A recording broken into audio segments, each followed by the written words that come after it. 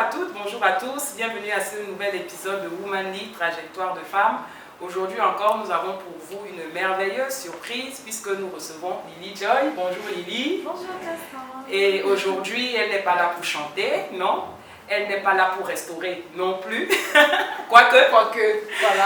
Et aujourd'hui avec Lily, nous allons parler d'un sujet sensible, d'un sujet important, d'un sujet tabou dans l'église parce que souvent on rencontre des personnes qui passent par ces situations et on ne veut pas en parler, elles ne veulent pas en parler, les pasteurs ne veulent parfois pas en parler, mais nous pensons que c'est un sujet important, c'est un sujet primordial parce qu'il touche la famille. Donc aujourd'hui, avec Lily, nous allons échanger sur le concubinage. Et je vois déjà les gens qui disent « Hein? Concu quoi? Quoi? Est-ce que la sœur est toujours en Christ ou bien oui ?» Aujourd'hui, Lily Joy va nous partager son expérience sur le concubinage. Si vous suivez son actualité, vous avez certainement déjà dû suivre pas mal de son histoire parce qu'elle a participé à plusieurs émissions pendant lesquelles elle en a parlé. Je l'apprécie beaucoup parce qu'elle en parle très librement et je pense qu'aujourd'hui, plusieurs sœurs et plusieurs frères ont besoin d'en entendre parler, d'être enseignés là-dessus et de savoir que ce n'est pas une fatalité. Né au Cameroun, il y a en 86, ça fait quoi? Parce que la vidéo sera regardée encore dans 50 ans au monde de Jésus. Ah oui, hein? Donc dans les années 80, je suis l'aînée d'une famille de 3. On a perdu un au milieu, donc on est 2 maintenant. Je suis mère d'une fille biologique et de 2 filles adoptives. Et de plusieurs enfants spirituels. Elle en a au moins 400. À vous de doigts comme ça, comptez rapidement comme ça, au moins 400. Que des filles, enfin, la plupart des filles. Oui, c'est à 99,1%, ce sont des filles. Donc, je suis mariée à Patrick Onobiono. Je viens nommer le King. Je suis chantre oui. ou artiste gospel, selon où on se place. Je suis leader de femmes, je suis fille de Jésus. Je suis quoi? J'aime ce qui est beau, j'aime les gens, j'aime la lecture, j'aime l'art, j'aime l'Afrique et le monde, et surtout l'Afrique. Quoi d'autre? Je vis à Douala pour le moment. Parce qu'elle compte immigrer au Canada très bientôt. Amen! Amen! Voilà, donc c'est moi. Je ne sais pas si j'ai oublié quelque chose, mais... Non, tu n'as rien oublié, mais je pense que tu ne peux pas arriver sur le plateau de Womanly quand même sans parler de restauration. Donc je pense que ce serait quand même bien que tu présentes un peu restauration. Ça va permettre aux personnes qui nous regardent de se retrouver dans le contexte dans lequel nous allons échanger. Donc est-ce que tu peux dire un mot de restauration? C'est quoi restauration? Depuis combien de temps? Comment ça se passe? Alors, restauration, d'aucuns diraient une association de femmes. Ça dépend du contexte où on est. Nous sommes un mouvement chrétien. Restauration, c'est un mouvement chrétien au sein duquel les femmes sont édifiées, les femmes sont entretenues sur leur identité en Christ et sur comment vivre une vie épanouie en tant que femme, quel que soit notre statut, qu'on soit célibataire, qu'on soit marié, qu'on soit veuve, du moment qu'on est une femme, comment est-ce qu'on peut être épanoui, quelles que soient les étiquettes que la société nous donne. Et on existe depuis 2016. Et la particularité de ce mouvement, c'est qu'on travaille par les réseaux sociaux. C'est une vision qui est née sous forme d'un groupe WhatsApp, qui a commencé par un groupe WhatsApp, et puis qui s'est étendu WhatsApp, Facebook, etc. etc. Aujourd'hui, nous sommes s'il faut faire des statistiques, on a commencé à une dizaine. Une dizaine pour résoudre un seul cas. On avait un cas qui nous était parvenu. Et nous en sommes aujourd'hui actuellement, nous sommes, on va dire 700 sur WhatsApp, nous sommes 1000 sur Facebook, mais de manière vraiment concrète, Restauration a déjà atteint des centaines de jeunes femmes, parce qu'il y a des vagues, c'est vraiment libre, il y en a qui viennent et qui estiment à un moment qu'elles ont reçu ce dont elles avaient besoin pour cette saison et qui nous quittent. Donc c'est des générations, des promotions comme à l'école. Donc nous sommes à plusieurs centaines de jeunes femmes de par le monde qui ont été touchées par Restauration. En dehors à côté d'enseigner les femmes, nous faisons des actions caritatives, que ce soit au milieu de nous. On a par exemple des sœurs des fois qui ont des maisons qui sont incendiées. Là, tout à l'heure, j'ai reçu un message d'une soeur, par exemple, qui a besoin de nouvelles lunettes. Et on voit comment entre nous, on peut le faire. Nous aidons aussi les femmes à découvrir leur potentiel, leur talent. Et après les avoir découverts, Restauration leur permet de commencer à les exprimer là, avant de pouvoir lancer un projet. Voilà, nous avons aussi des moments où on s'amuse, mais toujours dans le cadre, on reste vraiment dans les limites de ce que Dieu nous autorise à faire. Donc c'est ça, Restauration. Ok, merci Lily. Donc cet après-midi, nous allons mettre de côté Restauration, du moins pour un petit moment. Nous allons mettre de côté la Lily Chantre, qu'on connaît de plus en plus et qui est en train, par la grâce de Dieu, d'éclore vraiment comme une fleur.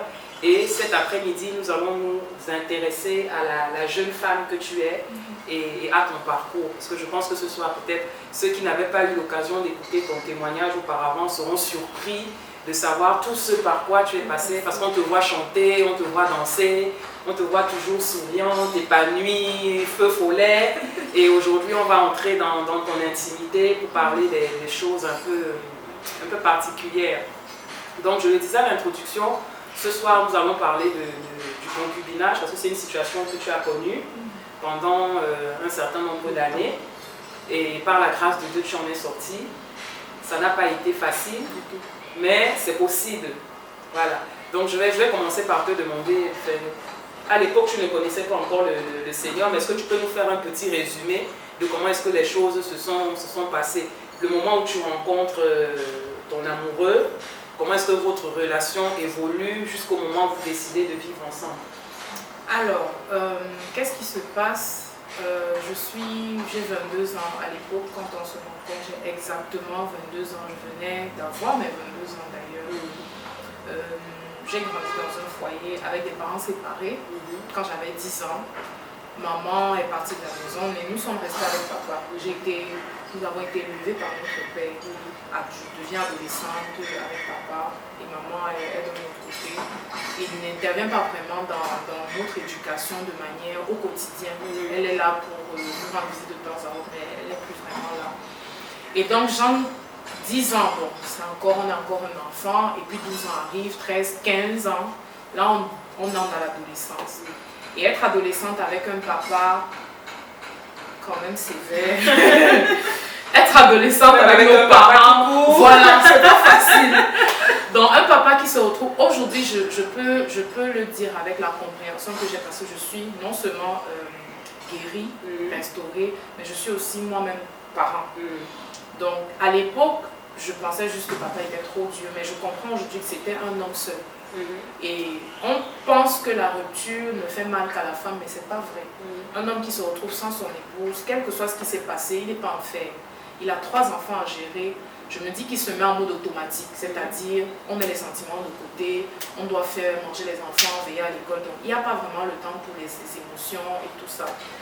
Et donc je suis dans l'adolescence sans vraiment avoir quelqu'un à qui je peux parler. Et je suis la seule fille, je n'ai que des frères. Et je suis l'aînée.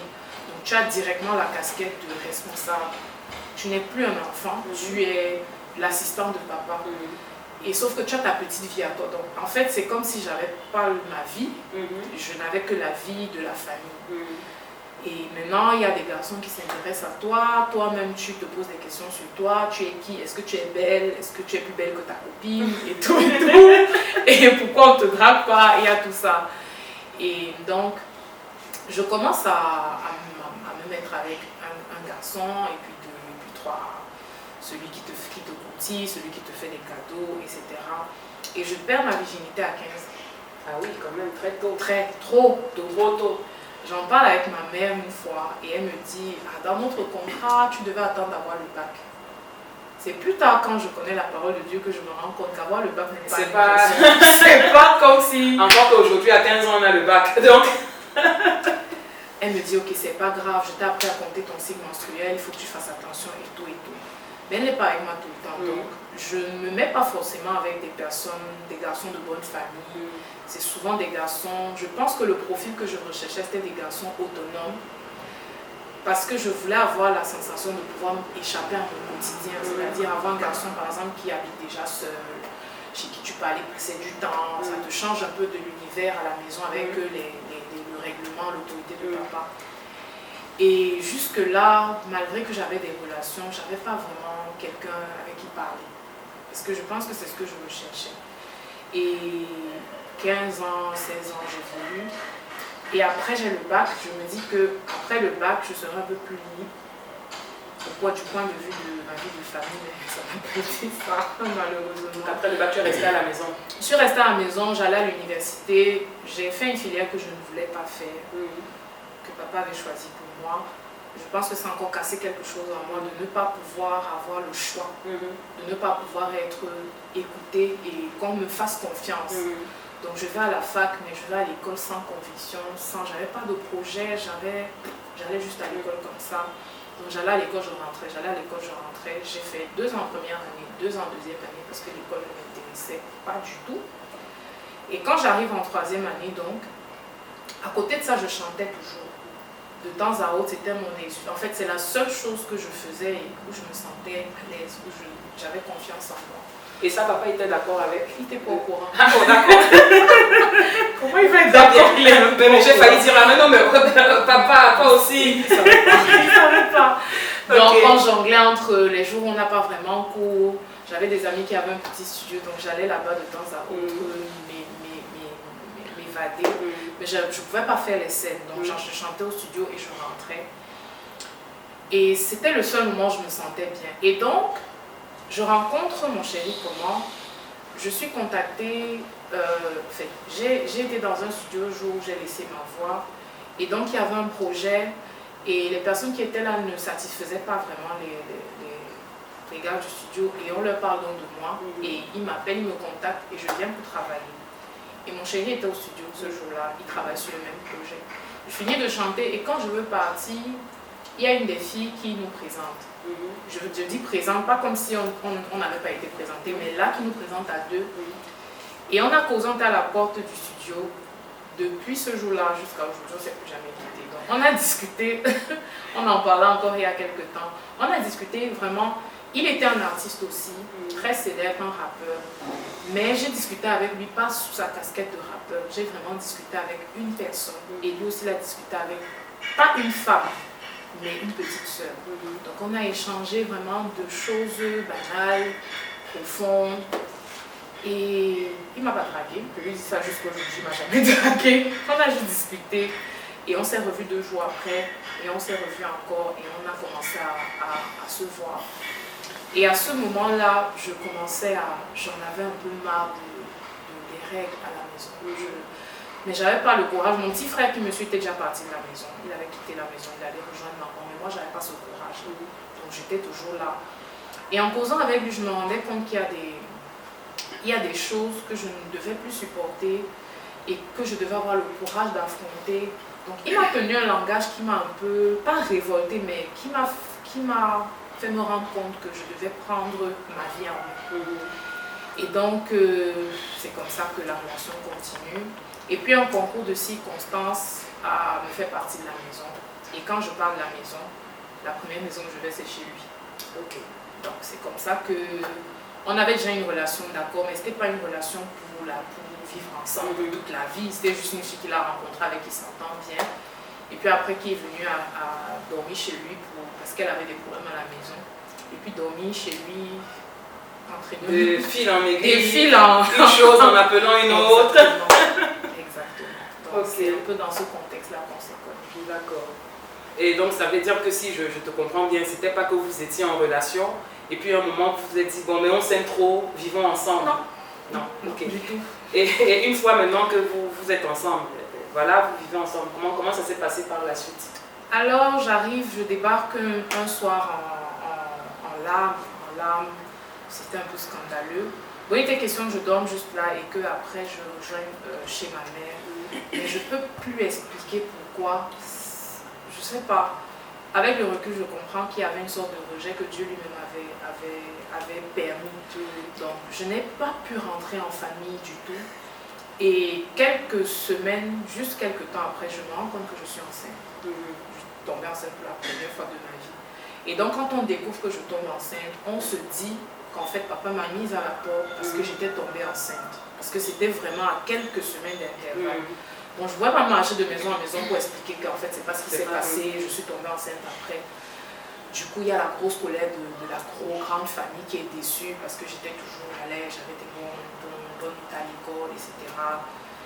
Donc, je me retrouve en fait abandonnée à mon propre sort et je suis enceinte et il n'a pas le courage de me rejeter. Il me dit, ok, bah, tu vas vivre ta grossesse ici et puis on va le faire. Il vivait avec sa mère à l'époque et les enfants qu'il a eu avant moi. Okay. Et donc, je me retrouve là. En fait, on était un peu comme une maman, le grand frère, la petite soeur et les autres petits enfants. Oui, c'est comme ça qu'on vivait sous le regard de sa mère. Et voilà, c'est comme ça qu'on... La relation... En fait, on s'est d'abord occupé de la grossesse, je pense. Moi, c'était la première fois, mais pour lui, c'était pas la première fois. Donc, c'est lui qui me rassurait. Financièrement, c'était pas trop ça. Donc, je ne pouvais pas avoir le suivi qu'une femme enceinte normale a, avec la maman qui est là, on t'amène. Je me rappelle, j'ai fait peut-être une seule visite.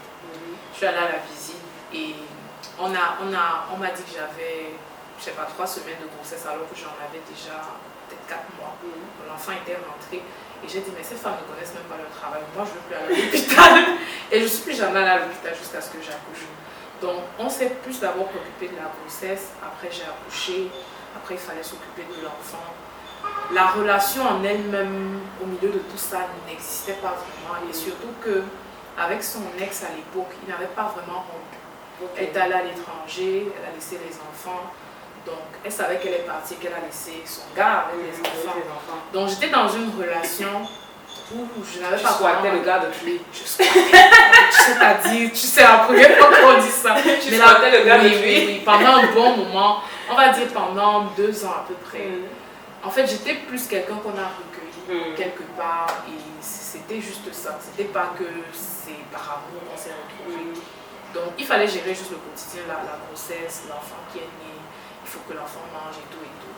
C'est bien plus tard en fait que la relation même a commencé.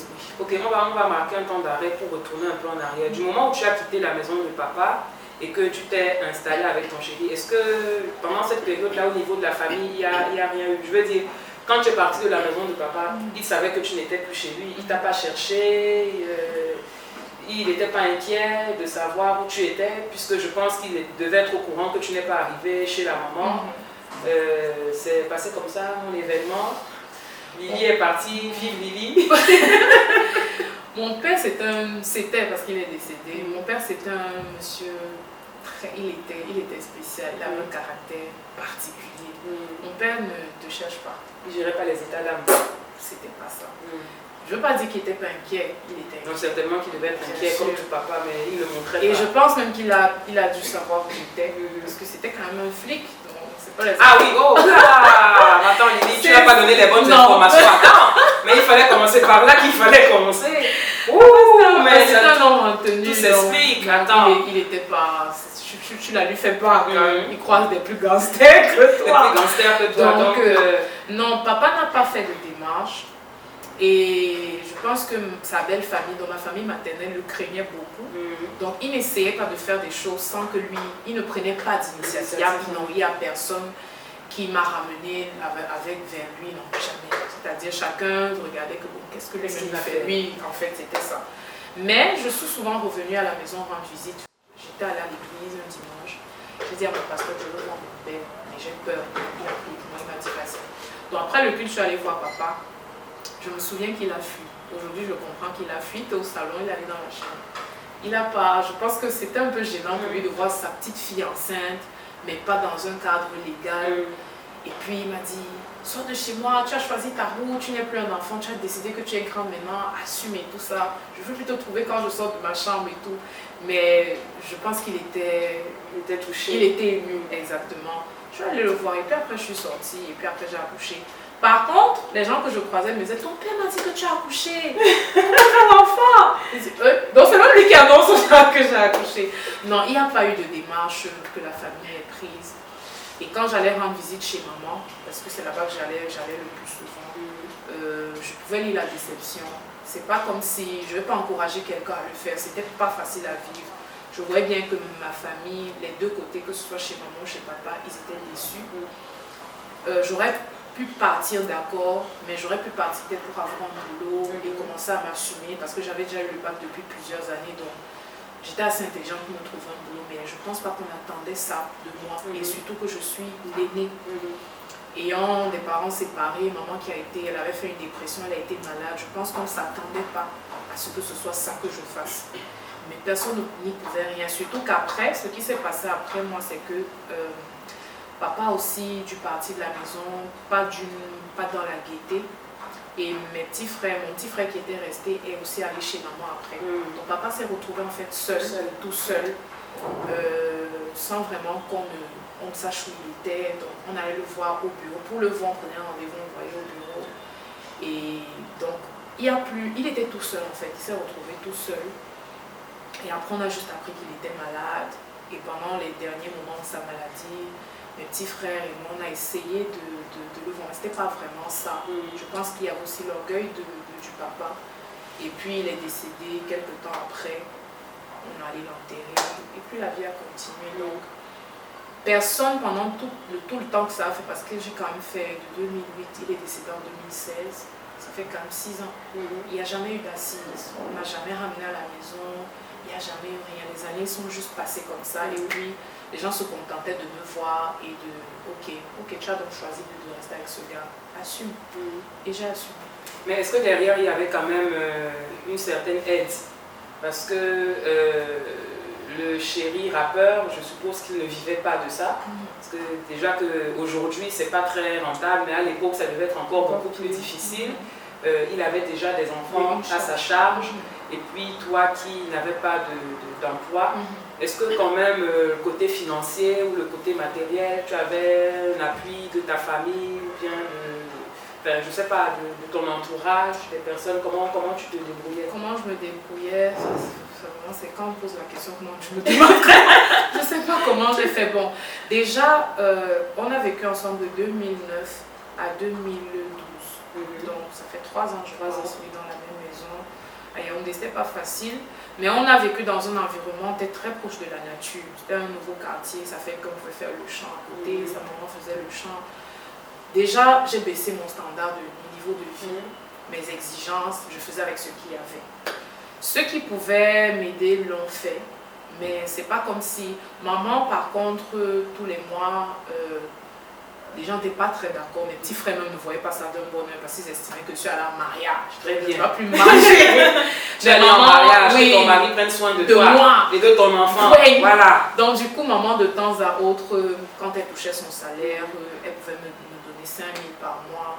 Mais à un moment, j'ai appris à ne plus m'attendre à ça. Parce que ça ne me permettait pas, moi, de grandir et de connaître même le Dieu qui prend soin des gens.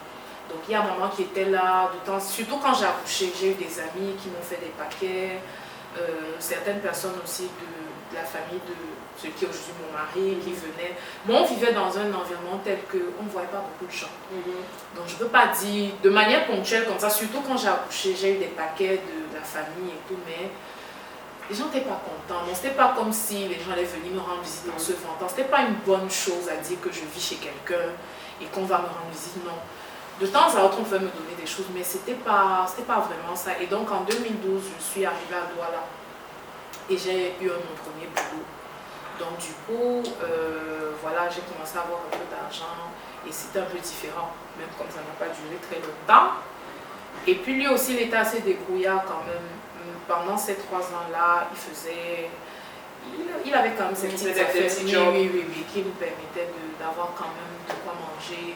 De vivre décemment. Maintenant, on ne vivait pas dans un palace. C'est pas comme si on avait la facture de la clim à payer, la télé. Non, on n'avait pas de télé. Bref, on vivait vraiment au monde. Ce qu'on avait, on s'en contactait et on disait gloire à Dieu. Mais je suppose que pour toi, ça devait quand même être un choc. Parce que tu dis que ton père était un homme en tenue. Donc je suppose que c'était un fonctionnaire et que par rapport à ça, il devait quand même avoir une situation acceptable. Et tu es quitté du confort à rien du tout. Est-ce qu'on va dire que c'était par amour ou bien... comment tu as vécu ça? Comment tu t'es adapté? Et puis, comment dans ta tête ça s'est passé de dire que avant, j'avais plus cassé, je pouvais manger quand j'en avais envie, pas forcément quand j'avais faim. Et là, maintenant, juste même quand j'ai faim, c'est des calculs. Exactement. En fait, la vérité, je l'ai dit dans un autre témoignage, la vérité, c'est que je cherchais quelque chose que je n'avais pas, la paix et l'amour. Pas que je n'avais pas, mais qu'on ne me manifestait pas comme je le voulais. Et c'est ce que j'ai trouvé, pas l'amour d'un homme à une femme. Mais comme je disais, on était dans cette maison comme un grand frère, une petite soeur. C'était déjà une maison où je pouvais m'exprimer, ce que je n'avais pas chez papa. Je me souviens, c'est vrai qu'on discutait des fois avec papa, mais papa nous racontait plus des histoires liées à son travail. Je ne me souviens pas qu'on m'ait demandé mon avis un jour sur quoi que ce soit, que j'ai pu donner mon opinion, que j'ai pu choisir, faire des propositions et qu'on les ait acceptées. Je ne m'en souviens pas. Du coup, j'arrive dans une maison où je peux me lever le matin et dire « Oh, aujourd'hui j'ai envie de préparer le couscous ». Et qu'on me dit « Ok, va au marché, tu viens faire la cuisine ». Je me trouve dans un environnement, je peux dire ce que je pense, je peux exprimer mes peurs et on m'écoute, on me donne des conseils. Mais vraiment, je me sens libre de pouvoir m'exprimer. C'est ce que, du coup, ça me faisait oublier, pas oublier, mais minimiser le manque de confort.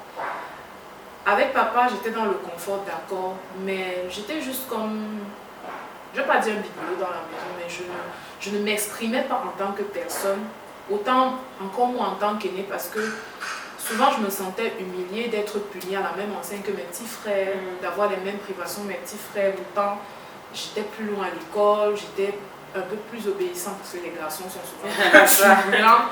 Mais je n'avais pas les avantages liés à ça.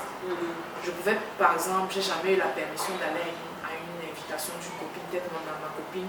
Je me rappelle ma meilleure amie à l'époque, j'ai eu des problèmes avec son mari parce qu'elle s'est mariée. C'était ma première amie qui se mariait, on était encore, j'avais 21 ans par là. Je suis pas allée à son mariage parce que je ne pouvais pas dire à mon père que mon ami se marie et avoir la permission d'y aller.